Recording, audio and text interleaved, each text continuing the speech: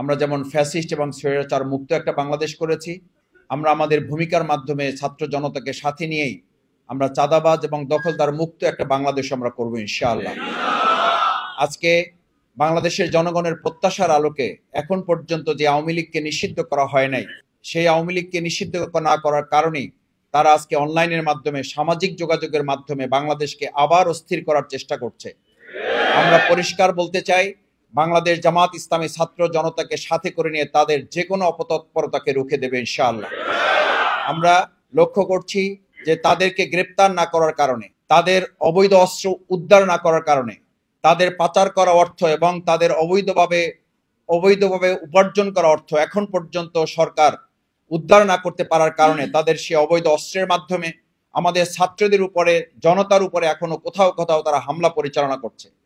আমরা সরকারের কাছে ব্যর্থহীন কণ্ঠে আহ্বান জানাতে চাই, দ্রুত সময়ের মধ্যে এই অবৈধ অস্ত্র, সন্ত্রাসী এবং পাচার করা অর্থ উদ্ধার করেই এই বাংলাদেশের মানুষের কাছে নির্বাচনের ব্যবস্থা করতে হবে।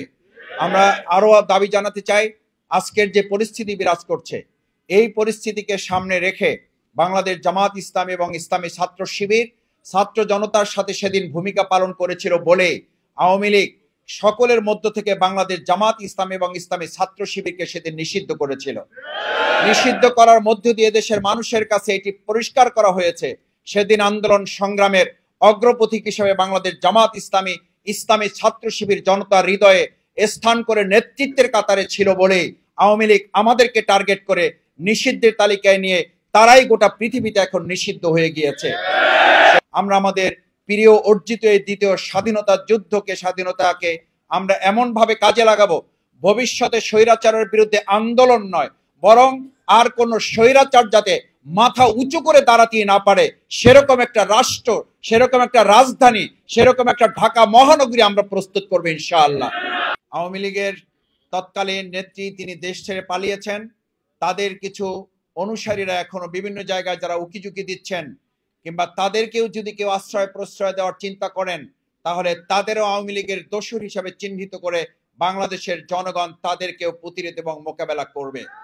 সেজন্য আমরা প্রত্যাশা করব, আমাদের জনগণের প্রত্যাশার আলোকে আওয়ামী লীগকে অতি সত্বর নিষিদ্ধ করে তাদেরকে আইনের আওতায় নিয়ে এসে সন্ত্রাসীদেরকে গ্রেপ্তার করে তারপরে বাংলাদেশের জনগণের প্রত্যাশার আলোকে একটি নির্বাচন দিতে হবে।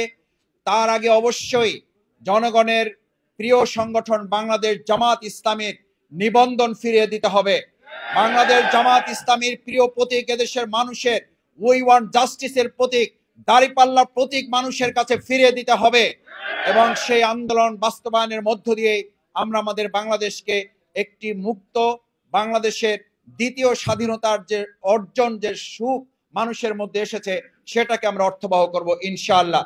সেই প্রত্যাশা ব্যক্ত করে সাংবাদিক বন্ধুদেরকে ধন্যবাদ জানাচ্ছি যে আপনারা কষ্ট করে আমাদের আজকের এই কর্মশালায় এসে প্রোগ্রামকে সফল এবং সার্থক করার জন্য সহযোগিতা করেছেন।